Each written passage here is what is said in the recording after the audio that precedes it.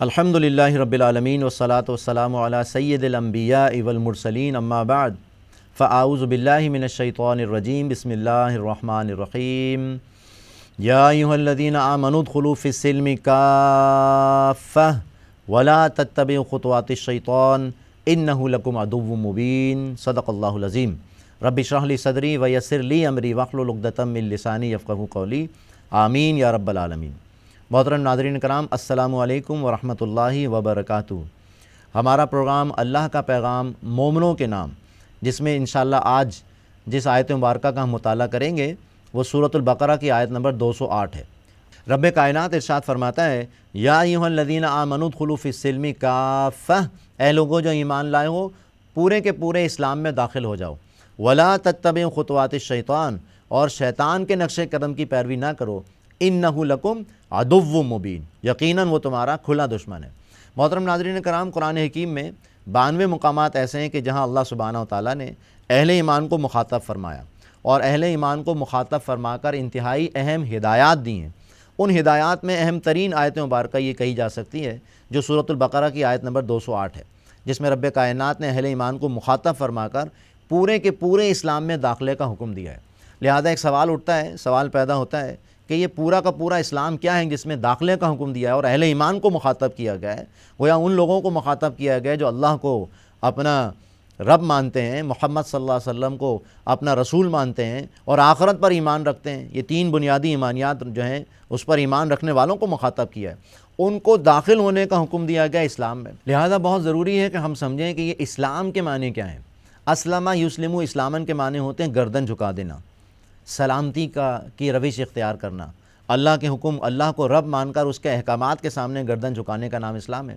یہ ایک روش ہے، ایک رویہ ہے، ایک ایٹیٹیوڈ ہے، اور بڑے پیارے الفاظ آتے ہیں سورۃ البقرہ میں حضرت ابراہیم علیہ السلام سے متعلق۔ اذ قال لہ ربہ اسلم، جب اس کے رب نے اس سے کہا اسلم، فرما برداری اختیار کرو، حکم مانو، قال اسلمت لرب العالمین، تو ان کا ہمیشہ یہی روش تھی، ہمیشہ یہی رویہ تھا کہ انہوں نے کہا کہ میں تو فرما برداری اختیار کرنے والا ہوں اس رب کے لیے جو تمام جہانوں کا رب ہے۔ لہذا اس کے اعتبار سے ذرا غور کیجئے کہ یہ ہمارا دین کتنا خوبصورت دین ہے کہ جس کو رب کائنات نے پسند فرمایا ہے۔ اللہ سبحانہ و تعالیٰ سورہ مائدہ کے آیت نمبر 3 میں فرماتا ہے، الیوم اکملت لکم دینکم، آج کے دن میں نے تمہارے لیے تمہارے دین کو مکمل کر دیا، واتممت علیکم نعمتی، اور تم پر اپنی نعمت کا اتمام فرما دیا، ورضیت لکم الاسلام دینا، اور تمہارے لیے اسلام کو بطور دین پسند کیا ہے۔ تو گویا اللہ کے نزدیک پسندیدہ ترین دین اگر کوئی ہے تو وہ اسلام ہے۔ اسلام کے علاوہ اور کوئی دین اختیار کرے گا، پسند کرے گا، اللہ تعالیٰ اس کو پسند نہیں کرے گا۔ ان الدین عند اللہ الاسلام، سورہ آل عمران کی آیت نمبر 19 میں بھی اللہ پاک فرماتا ہے۔ سورہ آل عمران کی آیت نمبر 85 میں اللہ پاک فرماتا ہے، وَمَن يَبْتَغِي غَيْرَ الْإِسْلَامِ دِينًا فَلَن يُقْبَلَ مِنْهُ، جو اسلام کے سوا کوئی اور دین تلاش کرے گا اللہ تعالیٰ کے ہاں قبول نہیں ہوگا، اس سے وہ ہرگز قبول نہیں کیا جائے گا، وَهُوَ فِي الْآخِرَةِ مِنَ الْخَاسِرِينَ، اور ایسا شخص آخرت میں خسارہ پانے والوں میں سے ہو جائے گا۔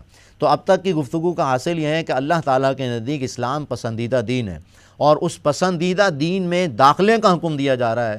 لہذا اس کا آغاز ہوتا ہے، اس کی شاہدرہ، اس کی انٹرنس ہے اللہ سبحانہ و تعالیٰ پر ایمان۔ لہذا بنیادی ایمانیات، اللہ پر ایمان، رسولوں پر ایمان، آخرت پر ایمان، یہ بیسک بیلیوز جو ہیں جن کو ہم عقائد کہتے ہیں، ان پر ایمان رکھ کر اسلام کے دائرے میں انسان داخل ہوتا ہے، اور اس کا ذریعہ کلمہ شہادت ہے۔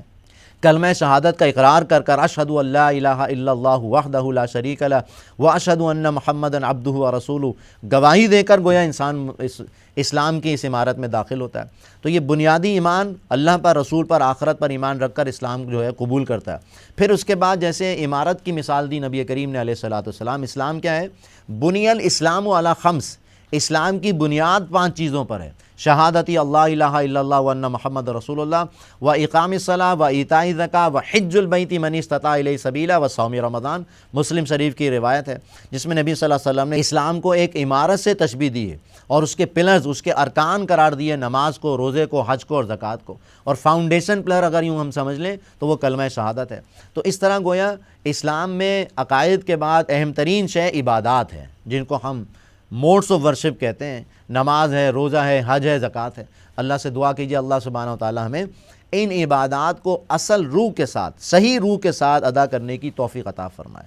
اگر عبادات میں سے باہر نکال دیا جائے تو عادت بن جاتی ہے، جیسے آج ہمارا حال ہے۔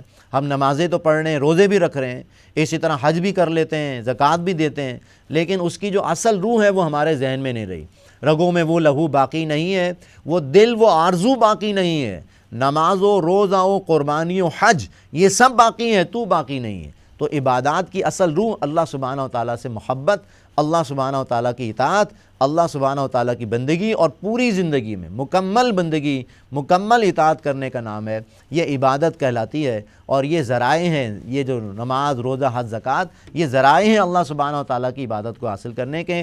ان کے ذریعے سے اللہ سبحانہ و تعالیٰ نے جو ہمارا مقصد تخلیق بنایا، وما خلقت الجن والانس الا لیعبدون، میں نے جنات اور انسانوں کو محض اپنی عبادت کے لیے پیدا کیا، وہ حاصل کیا جا سکتا۔ اسی طرح اسلام ہمیں نہ صرف یہ کہ عقائد اور عبادات دیتا ہے بلکہ معاملات کی بھی ایک تفصیل بیان کرتا ہے، لہذا اس میں رسومات ہیں، خوشی اور غم کے مواقع پر جو ہم اعمال کر رہے ہوتے ہیں وہ بھی اللہ کے نبی علیہ السلام کی سنت سے اگر ثابت ہیں تو وہ بھی دین کا حصہ ہیں۔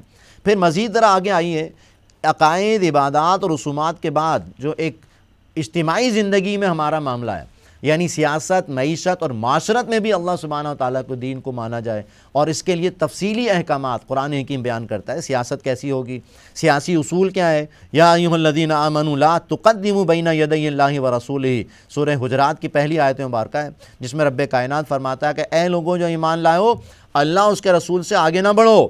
گویا سیاسی نظام جو بھی بناؤ اس میں اللہ اس کے رسول علیہ السلام کو اہمیت دو، اور سپریم لا قرآن و سنت کو بنا لیا جائے، یہ اسلام کا سیاسی نظام بن گیا۔ اسی طرح اسلام کے معاشرتی نظام کے اعتبار سے احکامات کیا ہیں؟ یہ معاشرہ کس نے بنایا؟ یہ رب کائنات نے بنایا ہے، رب کائنات نے انسانوں کو پیدا کیا۔ معاشرتی سطح پر سب کا رب اللہ سبحانہ و تعالیٰ ہے، لہذا تمام انسان برابر ہیں۔ معاشرتی سطح پر اسلام کیا ہے؟ دا آل ہیومنز آر ایکول، ایکویلٹی کا کانسیپٹ ہے جو اللہ سبحانہ و تعالیٰ معاشرے میں دینا چاہتا ہے۔ ایک ایسی سوسائٹی، ایک ایسا معاشرہ فارم کرنا چاہتا ہے کہ جہاں سارے لوگ اللہ کو ماننے والے ہوں، اللہ کو رب ماننے والے ہوں، اور اللہ کی بندگی کرنے والے ہوں، اور آپس میں ان کا تعلق یہ ہو کہ وہ آپس میں محبت کرنے والے ہوں، آپس میں بھائی چارہ ہو۔ لہذا بڑی پیاری آیت مبارکہ ہے سورہ حجرات ہی کی، اللہ پاک فرماتا ہے یا ایھا الناس انا خلقناکم من ذکر و انثی وجعلناکم شعوبا وقبائل لتعارفوا ان اکرمکم عند اللہ اتقاکم، اے انسانوں ہم نے تمہیں ایک مرد اور ایک عورت سے پیدا کیا، اور ہم نے تمہیں بنایا مختلف ذاتوں میں، مختلف قبیلوں میں، تاکہ تم ایک دوسرے کا تعارف حاصل کرو۔ اللہ کے نزدیک عزت کا معیار تقویٰ ہے، ان اکرمکم عند اللہ اتقاکم، اللہ کے نزدیک تم میں سب سے زیادہ عزت والا وہ ہے جو تم میں سب سے زیادہ متقی اور پرہیزگار ہے۔ تو ایسا معاشرہ قائم کرنا جہاں سارے لوگ اللہ کی بندگی کرنے والے ہوں، اللہ کو رب مان کر اس کی اطاعت کرنے والے ہوں، اور آپس میں بھائی چارہ ہو، آپس میں محبت ہو، یہ معاشرتی احکامات، ایسا معاشرہ قائم کیا محمد رسول اللہ نے علیہ السلام۔ اسی طرح معاشی سطح پر اسلام یہ ہے کہ اللہ تعالیٰ نے جن چیزوں کو حرام قرار دے دیا ہے ہمیشہ کے لیے وہ حرام ہو گئیں، کیونکہ اللہ سبحانہ و تعالیٰ حاکم ہے سیاسی سطح پر، جیسے میں نے عرض کیا، اسی طرح خالق ہے معاشرتی سطح پر، سارے لوگوں کا خالق اللہ ہے، تو معاشی طور پر مالک بھی اللہ سبحانہ و تعالیٰ ہے۔ اسلام کا رہنما اصول یہ ہے کہ یہ کائنات اللہ کی ہے، یہ زمین اللہ کی ہے، جو کچھ بھی اس زمین میں ہے للہ ما فی السماوات و ما فی الارض، زمین اور آسمانوں میں جو کچھ بھی اللہ کا ہے، لہذا اللہ کو رب مان کر اسلام یہ ہے کہ اللہ کے احکامات کے سامنے گردن جھکاؤ۔ آج پوری دنیا میں سب سے بڑی بغاوت کیا ہے؟ نوٹ کیجئے گا، عقیدے کے اعتبار سے شرک یہ سب سے زیادہ ناپسندیدہ عمل ہے۔ ان اللہ لا یغفر ان یشرک بہ، اللہ تعالیٰ ہرگز معاف نہیں کرے گا کہ اس کے ساتھ شرک کیا جائے، ویغفر ما دون ذلک لمن یشاء، اور شرک کے علاوہ جو گناہ ہوں گے جس کو چاہے گا معاف فرما دے گا۔ دوسری بغاوت پوری دنیا میں اس وقت معاشی سطح پر ہے، اور وہ ہے اللہ اور اس کے رسول علیہ السلام کے خلاف اعلان جنگ۔ سورہ بقرہ میں اللہ سبحانہ و تعالیٰ فرماتے ہیں کہ جو لوگ سودی لین دین کر رہے ہیں، سود سے باز نہیں آتے، فَأْذَنُوا بِحَرْبٍ مِّنَ اللَّهِ وَرَسُولِهِ، وہ کان کھول کر سن لیں کہ ان کے خلاف اللہ اور اس کے رسول کا اعلان جنگ ہے۔ نوٹ کیجئے گا ناظرین کرام، ہم کتنی دعائیں کر رہے ہیں، کتنے ہمارے ہاں روزے رکھے جا رہے ہیں، تہجد کی نمازیں پڑھی جا رہی ہیں، لیکن حقیقت یہ ہے کہ واقعہ یہ ہے کہ اللہ سبحانہ و تعالیٰ ہم سے ناراض ہے۔ آج اللہ کی ناراضگی اپنی آنکھوں سے دیکھی جا سکتی ہے، لہذا بہت ضروری ہے کہ ہم توبہ کریں، اور توبہ صرف استغفار کرنے کا نام نہیں ہے، استغفر اللہ ربی من کل ذنب واتوب الیہ۔ توبہ اس بات کا نام ہے کہ ہم معاشی سطح پر اللہ سبحانہ و تعالیٰ کے احکامات کو نافذ کریں، اس ملک میں مملکت خداداد پاکستان میں جو 27ویں شب کو رب کائنات نے عطا فرمایا تھا، یہاں سے سودی نظام کا خاتمہ، یہ ہے مکمل اسلام میں داخلہ۔ جب تک یہ سودی نظام ختم نہیں ہوگا، یہ اللہ کی نافرمانی جاری رہے گی، اللہ کے ایسے ہی عذاب ہمارے سروں پر آتے رہیں گے۔ کبھی تیز بارش ہمیں تکلیف پہنچائے گی، نقصان پہنچائے گی، یہ 2010-11 کا سیلاب اگر آپ کو یاد ہو، کبھی زلزلہ جو ہے وہ ہلا کے رکھ دے گا پاکستان کو۔ 2005 میں 8 اکتوبر 2005 کو زلزلہ آیا اللہ سبحانہ و تعالیٰ کی طرف سے۔ اسی طرح آپس میں ایک دوسرے کو قتل کرنا، ایک دوسرے کو مارنا، ایک دوسرے کی عزتیں پامال کرنا، یہ ہمارے معاشرے کا حال ہے۔ یہ سارے کے سارے اللہ تعالیٰ کے عذاب کی شکلیں ہیں۔ اس سے نکلنے کا راستہ ادخلوا فی السلم کافہ، پورے کے پورے اسلام میں داخل ہو جاؤ۔ ولا تتبعوا خطوات الشیطان، اور پورے کے پورے اسلام میں اگر داخل نہیں ہو رہے تو حقیقت کے اعتبار سے تم شیطان کی بندگی کر رہے ہو، شیطان کی پیروی کر رہے ہو۔ انہ لکم عدو مبین، یقیناً وہ تمہارا کھلا دشمن ہے۔ چھوٹی نیکی پر راضی کر کے، فضائل پر راضی کر کے، سنتوں کو بہاریں سنا کر وہ راضی ہے کہ ہم بہت نیکی کے کام کر رہے ہیں۔ اصل نیکی کا کام اجتماعی سطح پر اللہ کا دین نافذ کرنا ہے، انفرادی سطح پر تیاری کر افراد کو تیار کر کے، افراد کے ہاتھوں میں ہے اقوام کی تقدیر، ہر فرد ہے ملت کے مقدر کا ستارہ۔ پیغمبر کی سنت تو یہ ہے کہ افراد کو تیار کیا جائے، تزکیہ نفس کیا جائے، اور پھر ان افراد کو تیار کر کے کوڑا بنا کر اس اجتماعی نظام کے خلاف کھڑا کیا جائے اور اس کے خلاف جد و جہد کی جائے۔ اور دندان مبارک شہید ہوئے نبی علیہ السلام کے، 259 صحابہ کرام شہید ہوئے ہیں، جن میں سید الشہداء حضرت حمزہ جیسی عظیم شخصیت بھی شامل ہے۔ تو بہرحال خون دیے بغیر انقلاب نہیں آتا۔ اور ادخلوا فی السلم کافہ کا پیغام یہی ہے کہ نہ صرف یہ کہ انفرادی سطح پر اپنے عقائد کو درست کرو، عبادات کا معاملہ بہتر کرو، رسومات کو بہتر کرو، سیاسی سطح پر رب کو رب مانو، اور اجتماعی سطح پر اللہ کا دین نافذ کرو۔ اسی طرح معاشی سطح پر مساوات کا تصور دیا رب، معاشرتی سطح پر مساوات کا تصور دیا اللہ سبحانہ و تعالیٰ نے۔ ایک معاشرہ قائم کر کے دکھاؤ، یہ نماز، روزہ، حج، زکوٰۃ اس معاشرے کو قائم کرنے کا ایک ذریعہ ہے۔ اسی طرح معاشی سطح پر سب سے بڑا ظلم جو اس وقت ہو رہا ہے پوری دنیا میں، وہ اللہ اس کے رسول کے خلاف اعلان بغاوت سودی نظام کے ذریعے سے۔ اللہ سے دعا کریں اللہ سبحانہ و تعالی ہمیں سچی توبہ کرنے کی توفیق عطا فرمائے۔